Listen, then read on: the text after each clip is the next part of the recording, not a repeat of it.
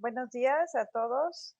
Un agradecimiento especial al doctor Oscar Benavides y a la doctora Marisela Hernández por permitirme estar aquí y presentar al profesor Federico Vigevano. Él es jefe del Departamento de Neurociencias en el Hospital del Niño Jesús en Roma, Italia. Y pues el doctor creo que no necesita presentación, todos lo conocemos, los del mundo de la neuropediatría, pero pues sí recordar su papel tan importante en la epilepsia, miembro activo de la ILAE y de la LICE, y su interés especial en la epilepsia farmacoresistente, en la neurogenética y en enfermedades neurometabólicas. Muchas gracias, doctor Vigevano, por acompañarnos, aunque sea de forma virtual. Lo escuchamos.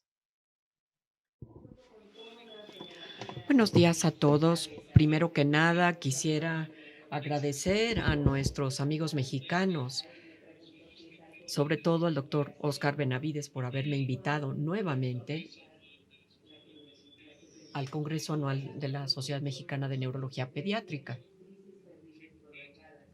Y también quiero agradecer a mis amigas Leticia Munive, Matilde Ruiz García y Marisela Hernández. Muchas gracias, muchas gracias. Por desgracia, esta reunión va a ser virtual, pero pues tendremos que vernos más adelante en México. Hoy les voy a hablar sobre el manejo y tratamiento de espasmos infantiles. Estos son mis conflictos de interés para la presentación y quisiera hablarles sobre este tipo peculiar de crisis, tratando de definir la clasificación y la definición de este tipo de crisis, enfatizando la semiología y el tipo de ocurrencia de este padecimiento, los eventos peculiares y el videoelectro, que siempre es útil para registrar eh, las convulsiones. Y vamos a tratar de clasificar este tipo de entidad epiléptica con los diferentes escenarios, que puede ser muy interesante para nuestro abordaje terapéutico, muy útil. Y después llegaremos a las conclusiones. Hablando de este tipo peculiar de crisis, que se define como espasmo. Bueno, ¿qué es un espasmo? Un espasmo es una convulsión caracterizada por flexión, extensión o extensión y flexión mixta de los músculos troncales proximales predominantemente, que habitualmente son más sostenidas que un movimiento mioclónico, pero no tan sostenidos como una crisis tónica. Y vemos aquí en esta imagen que publicamos, bueno, la publiqué con el doctor Fusco en el 93, y vemos la diferencia entre el espasmo epiléptico con esta contracción muscular que dura más o menos como un segundo, cuando la contraparte ictal vemos la lenta onda, que es diferente porque es más sostenida que un tirón mioclónico, que es como un choque muy, muy elevados, los complejos punta onda. Y vemos aquí, tampoco es como la crisis tónica, que es más larga, y la contraparte ictal es de actividad rápida. También hay otros aspectos del espasmo epiléptico que vamos a discutir más adelante, pero lo que es interesante es que habitualmente este tipo de convulsión llega no solas, no aisladas, sino en racimo. Los espasmos ocurren sobre todo en la infancia, en las primeras horas de vida, particularmente, y les voy a mostrar las manifestaciones típicas clínicas del espasmo. La observan aquí, que es una flexión abrupta del tronco, nuevamente, y cómo estos tipos de crisis son repetitivas. Puede durar varios minutos y el niño, como ven, este lactante, las presenta cada 6, 8, 10 segundos, este tipo peculiar de movimiento que observamos en el espasmo. Alguien las ha llamado el tic de Salam, porque se parece mucho al movimiento de Salam. Vemos aquí este racimo de espigas. Y para subrayar la importancia que tiene tratar de registrar las manifestaciones clínicas del espasmo, porque el electro puede aclarar el tipo de espasmo, la semiología ictal, la semiología clínica y también la contraparte del electro, porque vemos aquí el espasmo en flexión o en extensión, que a veces puede ser breve o largo, a veces con manifestaciones asimétricas, a veces también puede haber un inicio focal que corresponde con diferentes etiologías. Aquí otra vez un niño con espasmos y podemos observar. Aquí es un niño normal, como pueden ver, y no tiene discapacidad, alteración de la conciencia, sigue jugando, como pueden ver, interactúa con sus padres, pero presenta el espasmo. Y esto en realidad es un evento único, aislado y tal, prolongado. A veces los espasmos pueden ser más tónicos, más prolongados, y vemos aquí que observamos este tipo de espasmos en pacientes que son sintomáticos. Este paciente está afectado por esclerosis tuberosa, como pueden ver, y el espasmo es más largo que en los pacientes previos que observamos. Habitualmente este espasmo ocurre con el paciente despierto, pero también puede venir en el sueño. Pueden observar a este paciente que presenta un racimo de espasmos durante el sueño y por lo general provocan el despertar al paciente. También podemos ver que hay un aumento en la contracción muscular. Aquí se observa y acá se vuelve más evidente. El espasmo provoca el que el paciente se despierte de manera continua y también ocurren en el estado alerta. Pero también hay otras manifestaciones que se asocian con los espasmos, quiere decir que estos son eventos oculares, por ejemplo, desviación ocular, movimiento nistagmoide, abertura y cierre rápido del ojo, dilatación pupilar, lagrimación, a veces tiene alteraciones respiratorias, a veces llanto, sobre todo después de la crisis, es muy frecuente el llanto, o a veces durante la crisis, o también puede haber diferentes tipos de gesticulaciones que se pueden realizar o sonrisas. También hay una alteración autonómica con cambios, como por ejemplo cambios en la frecuencia cardíaca, palidez, cianosis, sudoración, rubicundez a veces, eh, la disminución. Bueno, estas características se relacionan únicamente con el espasmo, pero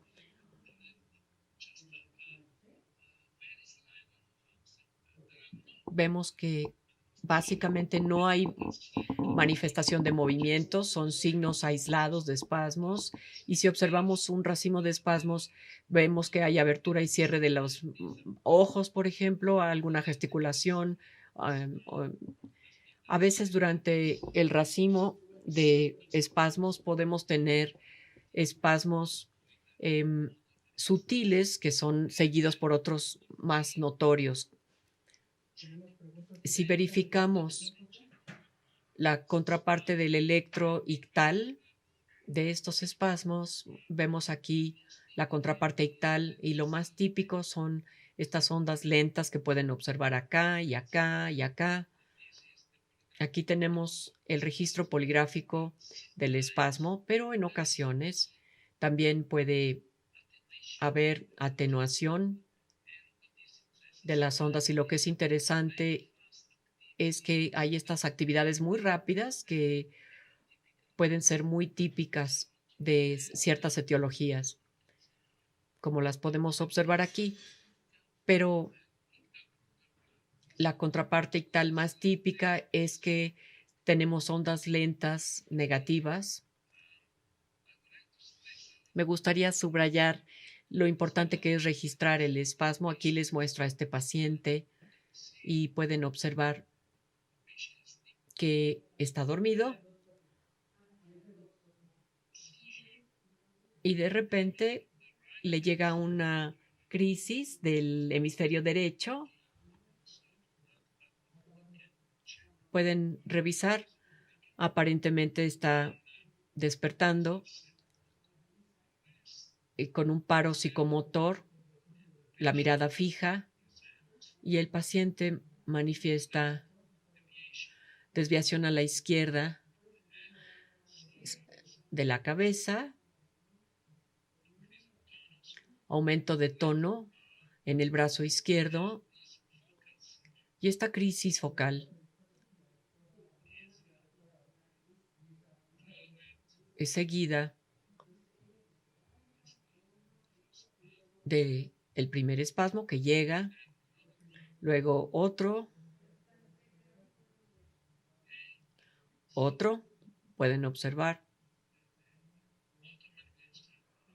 Las manifestaciones motoras van en aumento y ahora queda en claro que la paciente presenta espasmos. Esta secuencia es muy importante, una crisis focal seguida de espasmos.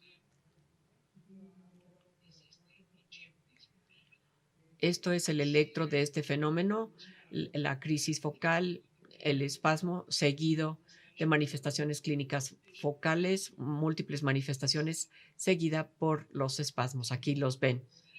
Estas ondas lentas típicas con la contraparte poligráfica que confirma que se trata de espasmos.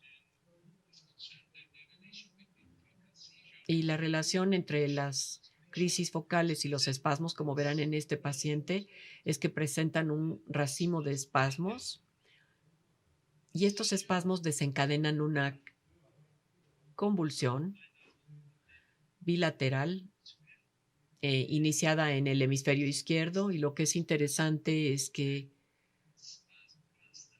el racimo de espasmos persiste también durante la crisis focal. Aquí otra vez. Y de nuevo podemos ver el espasmo y luego la crisis focal que involucra ambos hemisferios. Significa que en este paciente tenemos dos crisis, quizá con diferente localización. Una crisis focal bilateral que no detiene el racimo de espasmos, sino que el racimo de espasmos persiste.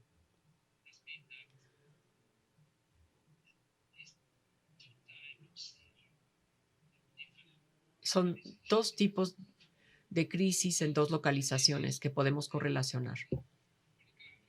Este es el registro poligráfico de la convulsión. El paciente presenta este racimo de espasmos y luego vemos aquí este espasmo con la crisis focal que viene del área frontal izquierda y después bilateralmente, pero como podemos observar, estas crisis no interrumpen las series de espasmos que observamos acá.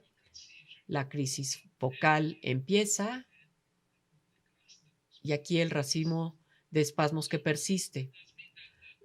¿Acaso eso significa que las crisis focales y espasmos epilépticos son un solo evento? Sí, a veces son un solo evento ictal. Cuando tenemos una crisis focal, esta desencadena el racimo de espasmos y queda claro que es un solo evento ictal, pero a veces podemos tener la situación contraria, es decir, que el racimo de espasmos desencadene las crisis focales y estos por lo general llegan cuando la lesión, hay muchas lesiones corticales con displasia cortical. Quiero mostrarles este otro fenómeno que podemos observar. Esta ya es una adolescente con espasmos que presenta desde su primer año de vida, resistentes a medicamentos. Todos los días, cuando despierta, desde en la mañana, presenta este fenómeno. Podemos observarlo repetitivo, manifestaciones motoras, con alteración del tono después de la contracción. Del lado izquierdo, el brazo, y esta paciente tiene una displasia cortical focal localizada en el área frontal.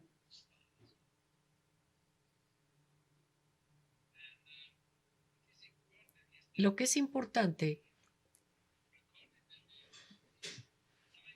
es que al registrar este tipo de convulsiones, pues no se pueden registrar sin artificios.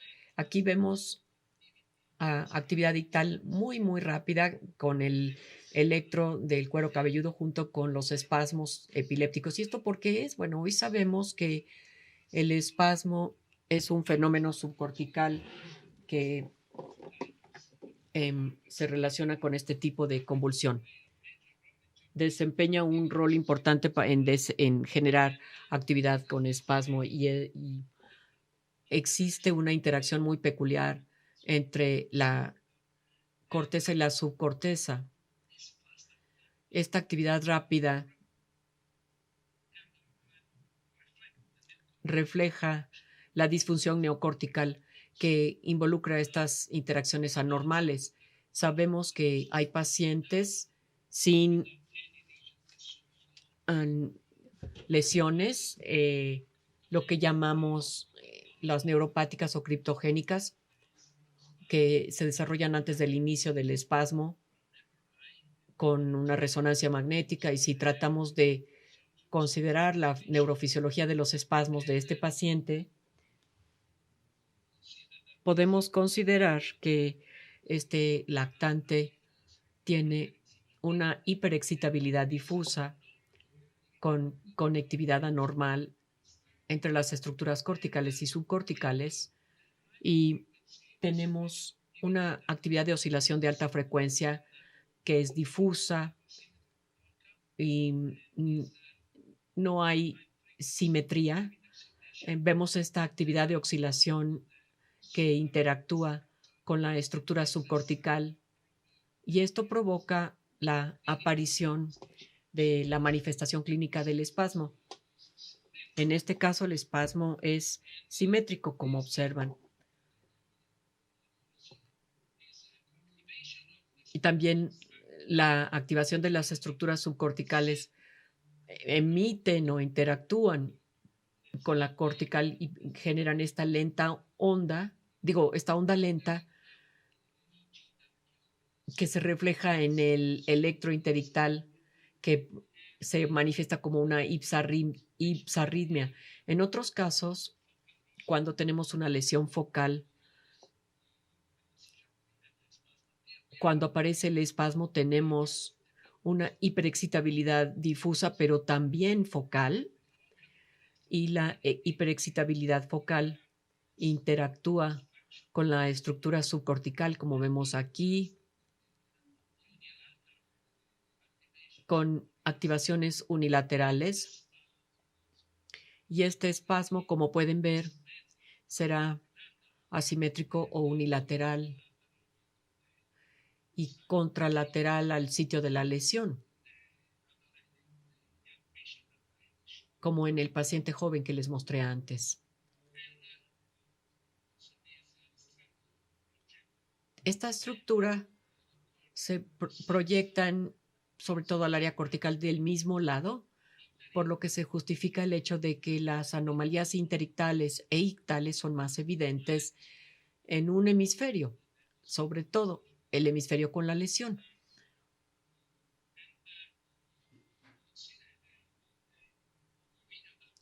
El video que les mostré antes nos hace entender por qué en la última clasificación de crisis propuesta se incluyen los espasmos bajo aquellos de inicio focal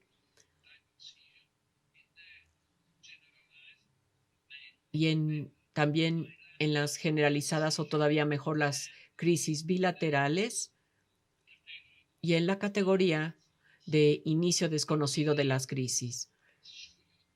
Les muestro que este tipo de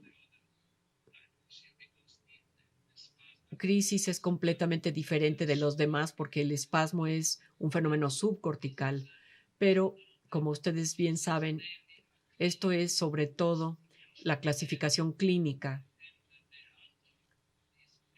El autor de este artículo enfatiza el hecho de que los espasmos pueden ser bilaterales o unilaterales y entonces incluyen al espasmo. Pero en este tipo de crisis focales y generalizadas,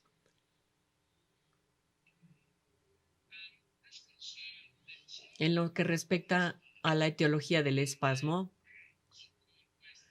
y al llamado síndrome de West, quiero recordarles que cuando hablamos del síndrome de West y espasmos infantiles, queremos definir un tipo de epilepsia, un tipo de epilepsia que no es tan solo una crisis. El espasmo epiléptico es el término correcto para definir el tipo de crisis, pero cuando hablamos del tipo de epilepsia debemos de utilizar otros términos, síndrome de West, espasmos infantiles, etcétera. Y sabemos que la etiología de estas condiciones es completamente variable. Tenemos casos de los llamados criptogénicos sin ninguna etiología clara, sin malformación cerebral, sin ninguna historia de encefalopatía por hipoxia isquémica, que se desarrollan desde el inicio de la crisis, así como también las sintomáticas que se deben a una malformación cerebral o genéticas o metabólicas, etcétera. Lo que tiene en común este padecimiento es la aparición de crisis muy semejantes que podríamos llamar de espasmos infantiles, que se asemejan en el patrón interictal de Electro al síndrome de West, y luego el pronóstico es variable. Hay pacientes que logran el quedar libres de crisis, pero a menudo también puede ocurrir resistencia farmacológica y otros pacientes presentan una declinación cognitiva, pero voy a tratar de sintetizar y darles cierta sugerencia de cómo podemos clasificar la entidad epiléptica de estos pacientes.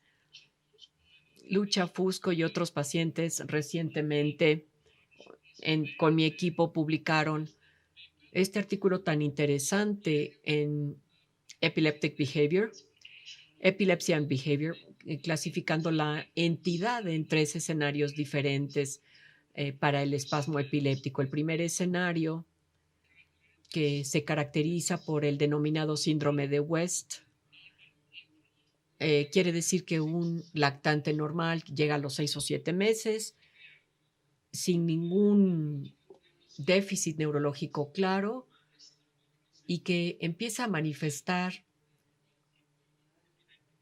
espasmos epilépticos caracterizados por ipsarritmia en el electro con una muy buena respuesta a ACTH. El otro padecimiento son los espasmos epilépticos que podemos observar en pacientes con encefalopatía del desarrollo y epiléptica en bebés, en pacientes que tienen aspectos genéticos, pero pueden también haber otras etiologías como esclerosis tuberosa o encefalopatía hipóxica isquémica y demás. Y el tercer escenario, que sería el de los espasmos epilépticos que tienden a llegar en pacientes con displasias corticales focales, epilepsias focales. ¿Por qué? Porque estos pacientes pueden ser candidatos a tratamiento quirúrgico. Voy a adentrarme más en los detalles de estas 3 entidades, el denominado síndrome de West, que se caracteriza por espasmos epilépticos, un patrón de ipsarritmia en electro y un retardo del desarrollo con desarrollo neuropsicomotor retardado. em, y también un desarrollo completo tardío. Vemos aquí que tenemos los espasmos epilépticos y tienen actividad normal que puede contribuir al deterioro de la función cerebral. Como vemos en este paciente, tenemos el patrón típico ipsarrítmico mientras que está despierto, con intermitencia en el sueño y un espasmo típico de la contraparte ictal difusa, y vemos aquí contractura muscular correlacionada. Esto ocurre, por ejemplo, con síndrome de West en pacientes sin el factor etiológico. En el pasado clasificábamos esto como síndrome de West criptogénico o idiopático. El segundo escenario es el de que los espasmos llegan, por ejemplo, en pacientes con encefalopatía del desarrollo. Este es un ejemplo de un paciente con encefalopatía KCNQ2 que se caracteriza por convulsiones con inicio en los primeros meses de vida y después la aparición de crisis tónicas y espasmos que ocurren con anomalías multifocales con un patrón muy claro de ipsarritmia, y también durante el sueño tenemos múltiples anomalías electroencefalográficas. Vemos aquí el patrón y la convulsión habitualmente es un espasmo, pero no existe la contraparte ictal típica de la onda lenta. A veces hay una manifestación de onda lenta. Otro padecimiento, por ejemplo, que podríamos incluir en este grupo, en esta entidad, es el de la variante CDKL5, encefalopatía con esta variante con crisis tónicas en el primer mes de vida, seguida por espasmos y la aparición más adelante de encefalopatía epiléptica con un patrón electroencefalográfico de encefalopatía. Y en este padecimiento quiero enfatizar lo importante que es en estos pacientes llevar a cabo los estudios genéticos, porque varias variantes genéticas pueden provocar epilepsia focal y la aparición de encefalopatía del desarrollo que se caracteriza por crisis, espasmos y diferentes tipos de patrones encefalográficos interictales. La tercera entidad que incluye este escenario y se caracteriza por el padecimiento que observamos en los pacientes con lesiones focales, sobre todo displasia cortical focal, que se presenta con espasmos localizados en un hemisferio, en este caso en el hemisferio derecho, y presenta la contraparte ictal del espasmo, que se localiza solo en un hemisferio y después tiende a volverse bilateral, que se vuelve más evidente acá, pero con asimetría clara de las anomalías electroencefalográficas ictales. Vemos aquí la displasia cortical focal localizada en el área frontal derecha, y aquí vemos también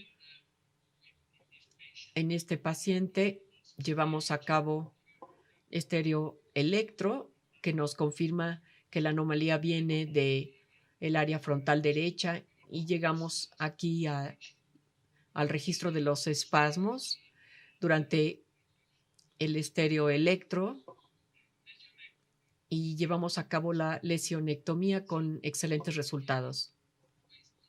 Siempre tenemos que considerar que los espasmos son una antigua marca de una encefalopatía epiléptica, lo que significa que es un padecimiento en el cual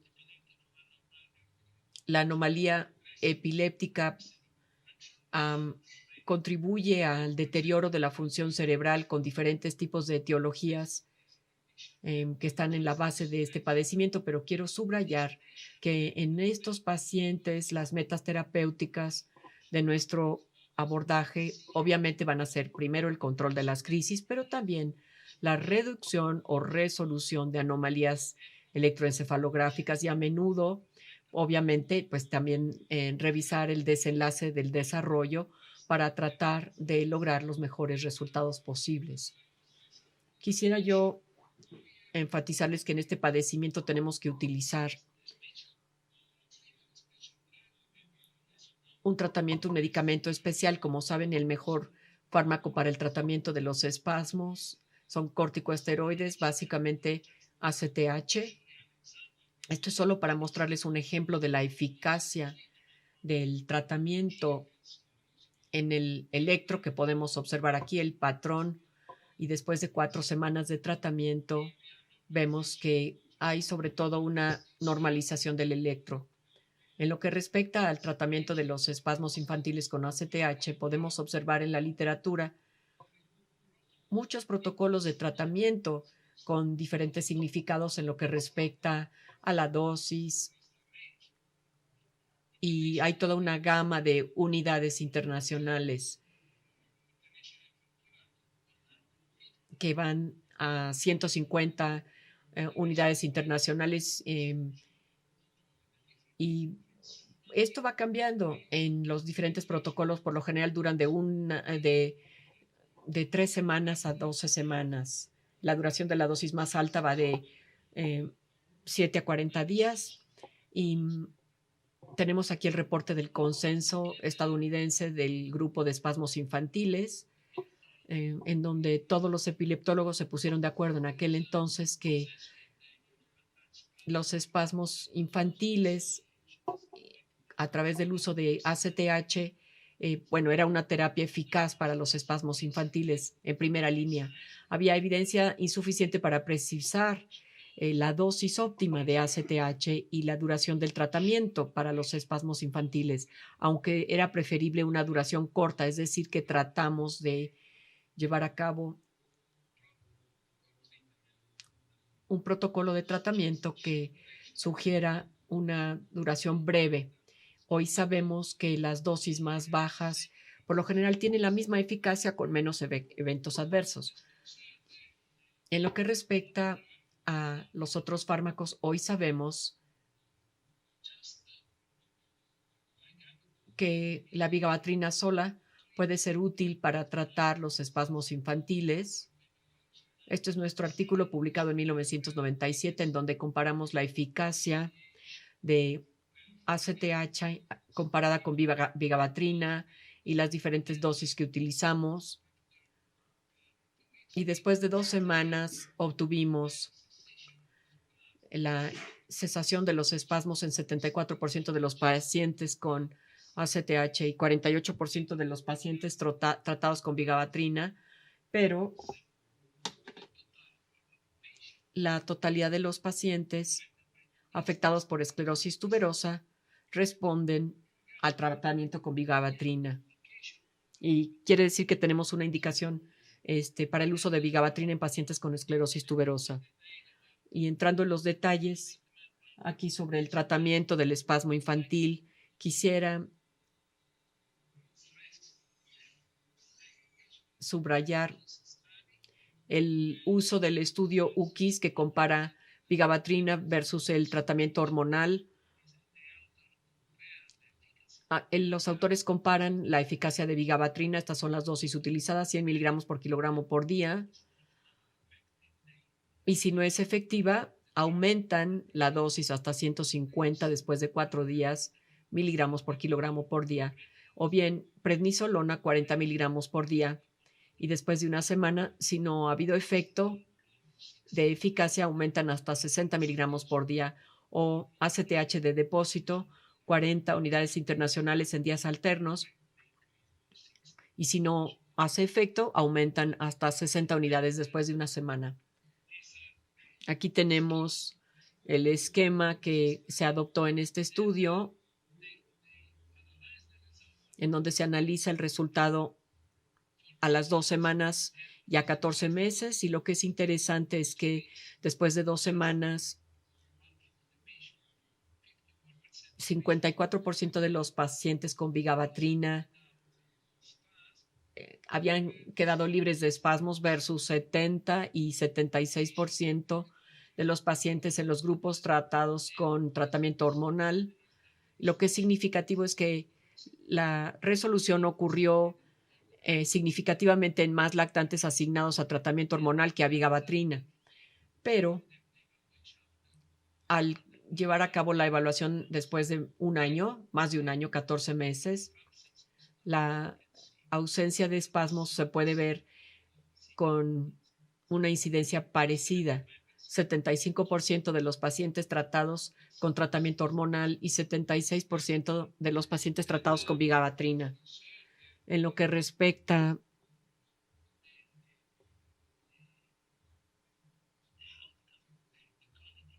al desenlace cognitivo, aquí lo que es interesante es que estos pacientes fueron evaluados con la escala binaria.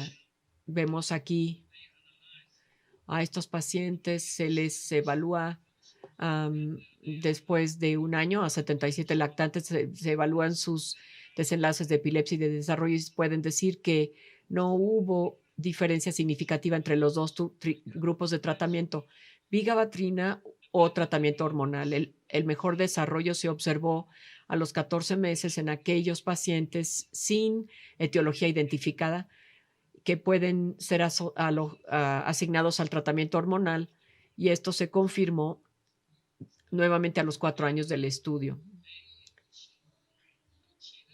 También consideraron que lo que es interesante es que el tiempo hasta el tratamiento es muy importante al evaluar los desenlaces de los pacientes, como vemos en este estudio UKIS. Esto es la calificación binaria, como pueden ver. Y si los pacientes reciben tratamiento muy pronto, durante la primera semana del inicio de los espasmos, se logran puntajes más altos. Y vemos que estos puntajes van disminuyendo cuando el tiempo de espera que transcurre entre el inicio de las crisis y el inicio del tratamiento se alarga. Esto también es interesante. En esta cohorte nacional de espasmos infantiles publicado en el 2016, y dicen que comparan los resultados con ACTH, con corticosteroides y vigabatrina y el grupo testigo, pero lo que es interesante es que el uso de otros fármacos, no el tratamiento estándar, no es ni hormonal ni vigabatrina, obtuvo resultados bastante limitados. No más del 10% de los pacientes llegaron a control de las crisis. También hay cierta discusión sobre la diferencia en la eficacia de la prednisolona oral versus la ACTH o la hormona adrenocotrópica. Este es un artículo publicado en el 2015 y comparan estos grupos y llegan a la conclusión de que la hormona adrenocotrópica sintética a dosis de 40 a 60 unidades internacionales en días alternos no dio tasas superiores de remisión clínica o encefalográfica al compararla con la prednisolona. Significativamente más pacientes lograron remisión electroclínica al ser tratados con prednisolona que con hormona adrenocotrópica. Corticotrópica. Esto quiere decir que los resultados obtenidos en los pacientes tratados con hormona adrenocorticotrópica pues son diferentes con respecto a lo que se había obtenido para los otros fármacos. El mismo estudio el mismo autor presenta otro estudio posteriormente en donde evalúa la utilidad de la prednisolona oral versus corticotropina intramuscular a los 12 meses y llega a la conclusión de que el control de los espasmos a los 3 meses fue significativamente mejor si se les trató inicialmente con prednisolona. El control de los espasmos a los 6 y a los 12 meses no fue significativamente diferente a pesar de una tendencia en favor de la prednisolona. El riesgo de recaídas fue similar entre los dos grupos, es decir, que si analizamos los resultados de uno y el otro, no hay gran diferencia entre los distintos grupos. Recientemente, en 2017, Callaghan y colegas presentaron este artículo tan interesante dedicado a la seguridad y eficacia del tratamiento hormonal versus tratamiento hormonal asociado a vigabatrina, el denominado tratamiento combinado, y compararon a 191 pacientes asignados a tratamiento hormonal solo contra 186 pacientes asignados al tratamiento combinado. Estos son los resultados. Y entre los días 14 y 42 llegaron a obtener un control de los espasmos en 72% de los pacientes con terapia hormonal, con vigabatrina, en comparación con 108, es decir, 57% de los 191 pacientes con terapia hormonal sola. Es decir, que la terapia hormonal puede aumentar el porcentaje de resultados buenos. Este estudio no ha sido confirmado en otras series de casos. Esperamos todavía la confirmación. Pero volviendo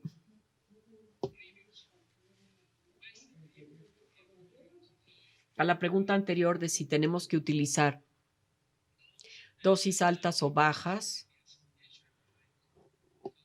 con ACTH, me gustaría mencionarles este artículo publicado por Rayleigh y Ray-Conen, en donde concluyen que altas dosis de hormona adrenocotrópica no son más eficaces que una dosis baja o moderada en el corto plazo para tratar los espasmos infantiles.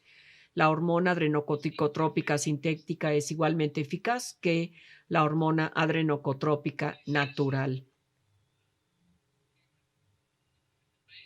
Este es un problema muy debatido porque se dice en algunas series que la hormona adrenocotrópica sintética es mejor que la natural. Y esto es solo para recordarles que hay efectos adversos con el tratamiento de los espasmos infantiles. A pesar de los cambios en la presión arterial y el peso, con este tratamiento, pues es bien tolerado sin grandes eventos adversos. Simplemente hay que recordar que en algunos pacientes el espasmo puede provocar la aparición de disinesia, que es un efecto secundario bastante peculiar de la ACTH, y el hecho de que exista una muy buena respuesta a ACTH es interesante porque no podemos explicar los mecanismos de acción posibles de este fármaco y actualmente lo más acreditado como hipótesis es que los corticosteroides y la ACTH ejercen su acción a través de el eje hipófisis suprarrenal y vemos aquí que en los pacientes con espasmos infantiles el nivel de ACTH en el líquido disminuye y que los diferentes espasmos infantiles, las diferentes etiologías pueden activar la respuesta por estrés, incluyendo la hormona corticotrópica, que puede tener una acción convulsivante. Los altos niveles de esta hormona reducen los niveles de ACTH y esteroides en el licor y provocan las crisis. La ACTH actúa suprimiendo la hormona. O sea, en su síntesis no hay evidencia de que la piridoxina, de hecho, sea eficaz para el espasmo infantil. Y tan solo para concluir con mi presentación, quisiera yo sugerirles el protocolo de tratamiento en pacientes con esclerosis tuberosa que utilizamos como fármaco de primera línea vigabatrina, y esta es la dosificación. En otros pacientes utilizamos ACTH sintética y utilizamos este esquema de 2 unidades internacionales por kilo por día, ya sea intramuscular por 14 días o subcutánea, y después de los 14 días vamos reduciendo a la baja durante 45 días el medicamento. Para llegar a las conclusiones, me gustaría subrayar que los espasmos epilépticos requieren de un videoelectro con monitoreo muy detallado. La semiología de las crisis puede ayudar para la clasificación etiológica, porque ya les mostré las diferencias entre los denominados espasmos critogénicos y los sintomáticos, y cuando tratamos de asignar estas diferentes condiciones, les propongo utilizar esta clasificación de los 3 escenarios diferentes que pueden ayudar a manejar apropiadamente el estudio diagnóstico y terapéutico. También sabemos que la terapia hormonal es el tratamiento de corto plazo más eficaz y el de largo plazo es debatible. La vigabatrina es absolutamente la primera opción para esclerosis tuberosa, y la eficacia de la terapia combinada requiere de mayor confirmación. Y siempre hay que considerar que el tratamiento quirúrgico puede ser exitoso en la lesión cortical focal. Me gustaría concluir agradeciendo a mi equipo y a mi grupo. Aquí tienen a Lucia Fusco, muchos artículos publicados por ella sobre este tema, Nicola Specchio, Roberto Chino, Paula De Viso, Marina Trivisano y los demás miembros de mi equipo. Muchas gracias por su atención.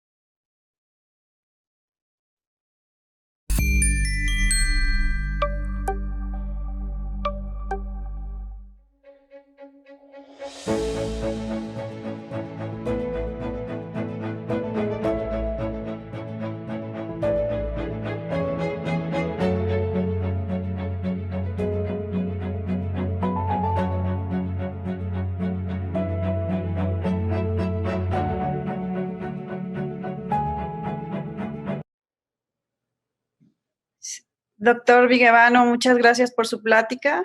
Sus videos son excelentes, muy didácticos. Tenemos varias preguntas por la audiencia y Thank you. empezaríamos por los espasmos. ¿Son edad dependiente? Vimos un video de una paciente adolescente que nos presenta. ¿Seguiría siendo la vigabatrina su tratamiento de elección?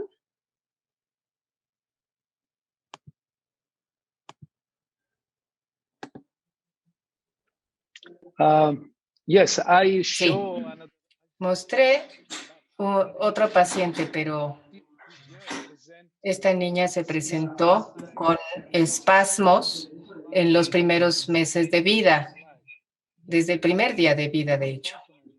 Por desgracia, en este caso, el espasmo era totalmente refractario a tratamiento. Estaba con vigabatrina, pero continuó presentando estos espasmos. y estaba con displasia cortical focal. Y lo que quise es registrar la crisis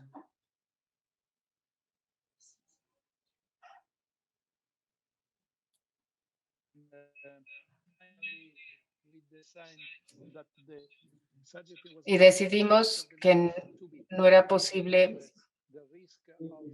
porque había riesgo de déficit neurológico muy elevado. Así que continuó presentando todas las mañanas el espasmo, pero el resto del día sigue sin espasmo. Y está tomando vigabatrina, pero desafortunadamente también es refractaria a la vigabatrina. Muchas gracias. Y respecto a la misma vigabatrina y sus efectos secundarios a nivel visual, ¿cómo hacemos para que en un niño lactante podamos hacer su seguimiento? ¿Cómo lo hacen ustedes? Ya que la campimetría pues es difícil es prácticamente imposible a esa edad.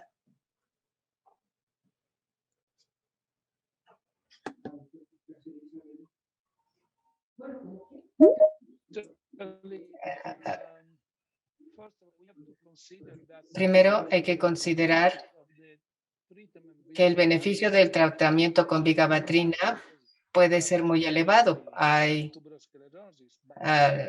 Pudiera haber tuberosclerosis y la vigabatrina es muy eficaz para estos casos. Si se continúa administrando la vigabatrina, tenemos que verificar en el inicio si existe algún problema con la campimetría concéntrica, pero si el fármaco no es efectivo más allá de 6 meses, entonces retiramos la vigabatrina. Y entonces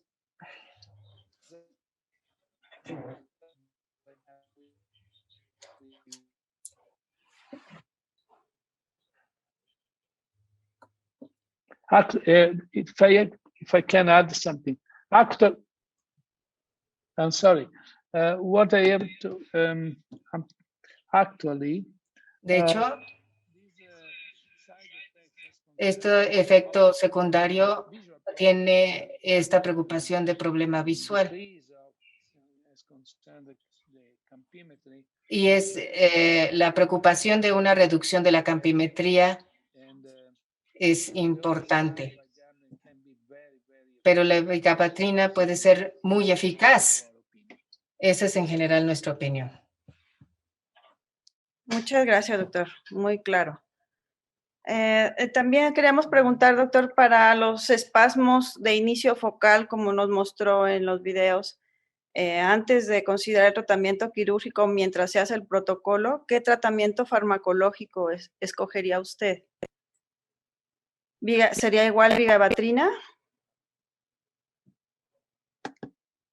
I'm sorry, I don't understand very well the question. After surgical. No entendí muy correcta.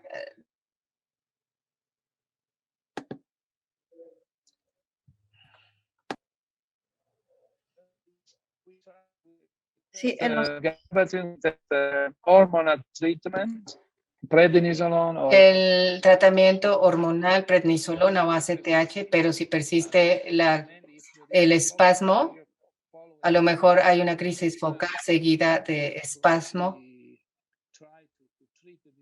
y tratamos de darle tratamiento quirúrgico a estos pacientes, pero en estos pacientes realizamos también un estereoelectroencefalograma porque estos pacientes por lo general no tienen lesión focal tan bien delimitada muchas veces y por tanto necesitamos realizar un estéreo EEG antes de tratar al paciente quirúrgicamente. Sí, gracias, doctor. Vimos en su algoritmo para esclerosis tuberosa solo vigabatrina. ¿No utilizaría esteroide en esclerosis tuberosa?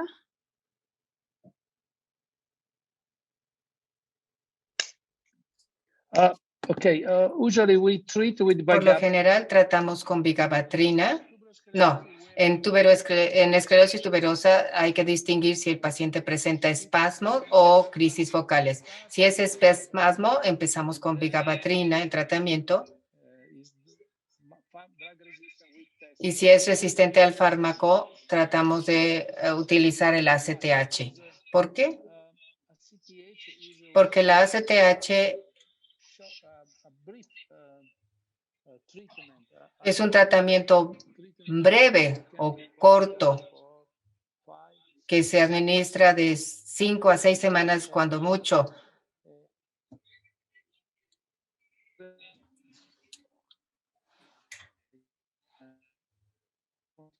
Es el internet.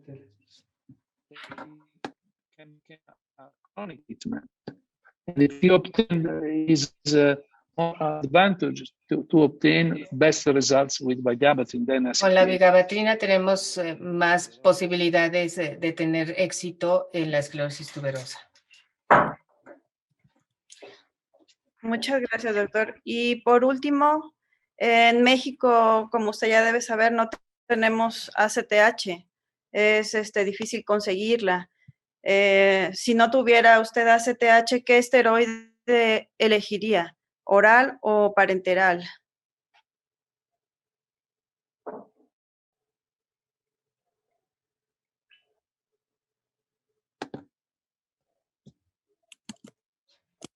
Oh, the road usually use Es el- No te preocupes. is the most common Una disculpa, no escuché qué corticosteroide esto utiliza. Dijo prednisolona, me parece. Hay algunos que prefieren utilizar la hidrocortisona. Los grupos franceses tienden a utilizar con mucha frecuencia la hidrocortisona en lugar de la prednisolona, pero nosotros utilizamos prednisolona cuando no hay acceso al ACTH.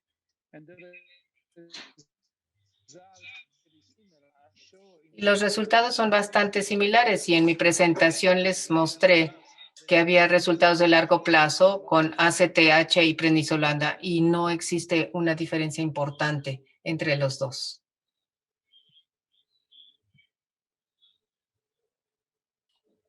Y el tiempo que utilizaría la prednisolona es igual como viene en los estudios, 40 miligramos por 6 semanas.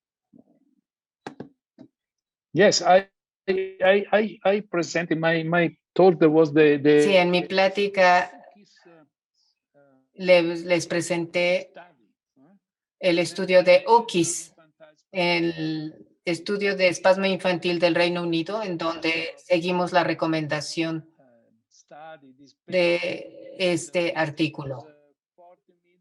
Por 40 miligramos, y si no funciona, se aumenta a 60 durante 6 o 7 o hasta 8 semanas, no más.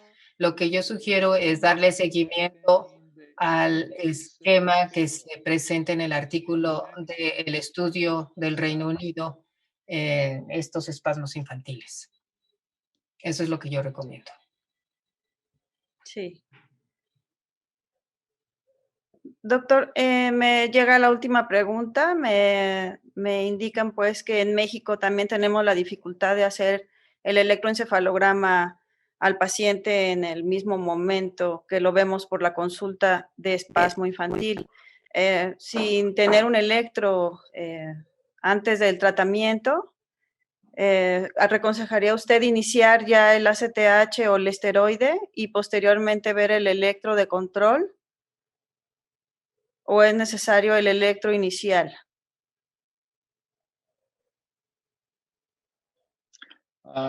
First of all, you have to be sure. Primero, hay que tener la seguridad de que el espasmo sí es epiléptico y hay que hacer diagnóstico diferencial, por ejemplo, con mioclono benigno o estas otras trastornos paroxísticos no epilépticos que pueden simular espasmos infantiles. Pero en esta forma en estas circunstancias un electro es muy útil. Si no se puede realizar y cuando el paciente se presenta con un espasmo epiléptico, también hay digamos, una detención o regresión del desarrollo psicomotor. Si se observa estos otros síntomas, se puede tener la seguridad que el espasmo sí es epiléptico y entonces se puede empezar el tratamiento. Gracias, doctor. Muy amable por sus respuestas. Esperemos el siguiente año saludarlo en persona y que ya no sea esto virtual. Absolutely. Thank you again for inviting me. Gracias. Muchas gracias por invitarme. Claro que sí. Es un gran honor para mí ser invitado cada año al Congreso de la Sociedad Mexicana de Neurología Pediátrica. El honor es nuestro, doctor. Muchas gracias. Back in Mexico. Back in Mexico. Sí, Okay. ojalá nos veamos en México. Hasta luego. Gracias.